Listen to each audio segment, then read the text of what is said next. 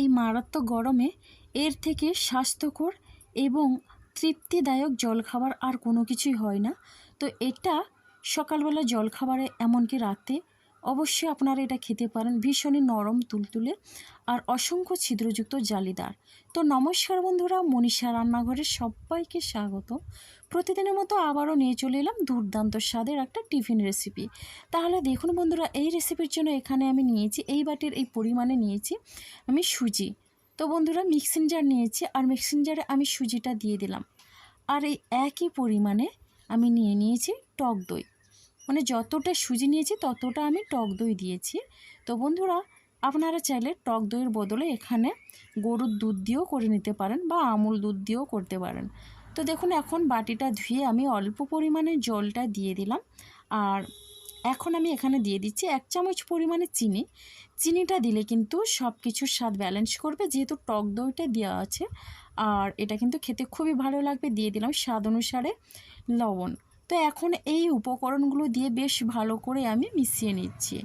তো বন্ধুরা, এই গরমে কিন্তু এটা খুবই ভালো লাগবে। আর এটাতে কিন্তু একেবারে তেল মশলা দেওয়া হয় না। দই সুজির এই মিশ্রণটাকে বেশ ভালো করে পেস্ট করে নিতে হবে। তো দেখুন, এটা কিন্তু আমার হয়ে গেছে। আর এখন আমি একটা বড় সাইজের পাত্রে এই পেস্টটা বেশ ভালো করে ঢেলে নিচ্ছি। আর দেখুন বন্ধুরা, এখন আমি এটা ধুয়ে জলটা দিয়ে দিচ্ছি। মিক্সিং জারটা ধুয়ে অল্প পরিমাণে আমি জলটা দিয়ে দিলাম। আর এখন আমি ভালো করে বেশ মিশিয়ে নিচ্ছি। আর এটা যত ভালোভাবে মেশানো হবে খেতেও কিন্তু ভালো হবে। তো বন্ধুরা দেখুন, এটা আমি 2 মিনিটের মতো ভালো করে মিশিয়ে নিলাম। আর এখন আমি রেস্টে রেখে দিচ্ছি প্রায় 7 মিনিটের মতো।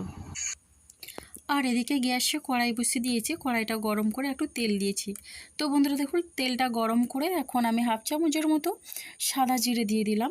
আর দিয়ে দিচ্ছি একটা ছোট সাইজের পেঁয়াজ কুচি, দিয়ে দিচ্ছি 2টো কাঁচা লঙ্কা ভেঙে, আর দিয়ে দিচ্ছি সামান্য পরিমাণে আদা কুচি। তো বন্ধুরা দেখুন, এই উপকরণগুলো দিয়ে এখন আমি বেশ ভালো করে নেড়ে চেড়ে নিচ্ছি। আর এটা হালকা লাল করে ভেজে নেব। এখন আমি দিয়ে দিচ্ছি সামান্য পরিমাণে ছোলা। তো এটা ভাজা ছোলা দিলাম, আপনারা চাইলে ছোলার ডালটাও দিতে পারেন। তো দেখুন বন্ধুরা, ছোলাটা দিয়ে আমি কিছুক্ষণ ভেজে নেওয়ার পরে এখন আমি একটা বড় সাইজের টমেটো দিয়ে দিলাম। আর টমেটো দিলে কিন্তু একটু চটপটা হবে, খেতে খুবই ভালো লাগবে। তো টমেটো দিয়েও আমি এখন একটু নেড়ে চেড়ে নিলাম। আর এখানে আমি অ্যাড করে দিচ্ছি স্বাদ অনুসারে লবণ, দিয়ে দিচ্ছি অল্প পরিমাণে হলুদটা চাইলে আপনারা নাও দিতে পারেন। আর দিয়ে দিলাম 1/2 চামচ পরিমাণে জিরে গুঁড়ো, দিয়ে দিলাম সামান্য পরিমাণে তেঁতুল। একটু টক লাগবে, তাতে করে কিন্তু খেতে খুবই ভালো লাগবে। তো বন্ধুরা দেখুন, এখন আমি এটা নেড়ে চেড়ে একটু ভেজে নিলাম। আর এটা ভাজা হয়ে গেছে। এখন আমি এটা নামিয়ে ঠান্ডা করে নেব।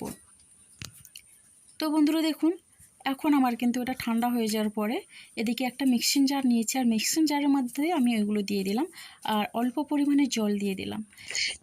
জলটা দিয়ে আমি কিন্তু এর সুন্দর একটা পেস্ট তৈরি করে নেব।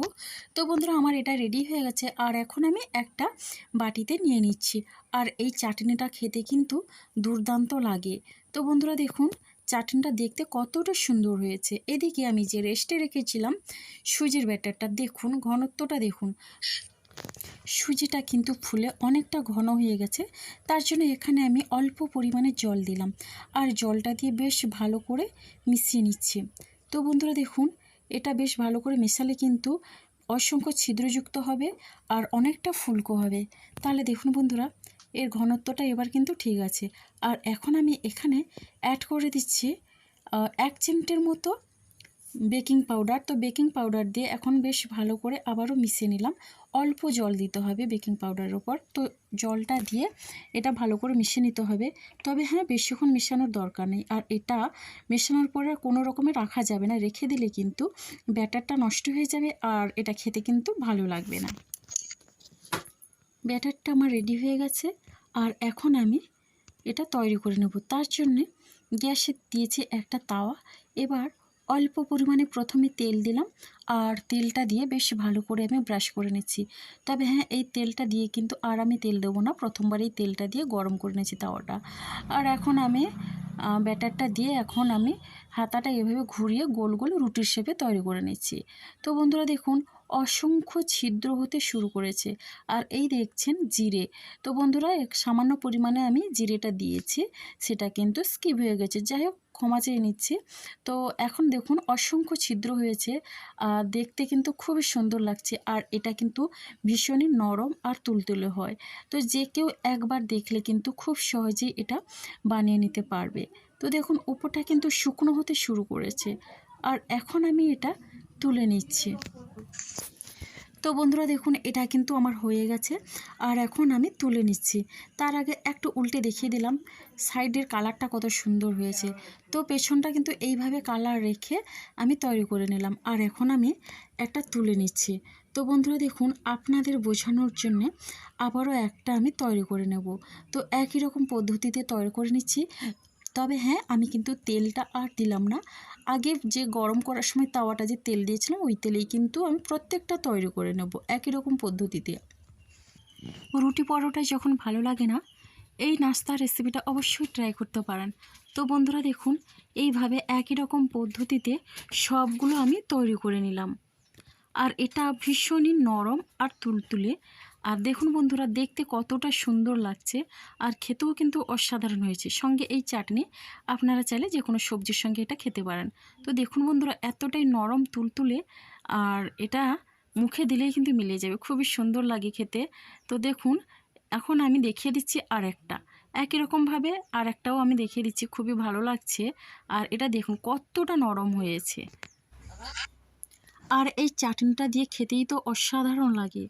তো বন্ধুরা রেসিপি ভালো লাগলে অবশ্যই লাইক, শেয়ার, কমেন্ট এবং সাবস্ক্রাইব করে আমার পাশে থাকবেন। আজকের রেসিপিটি আমার এই পর্যন্ত, আর আগামীকাল আসবো আবারও একটা নতুন রেসিপি নিয়ে।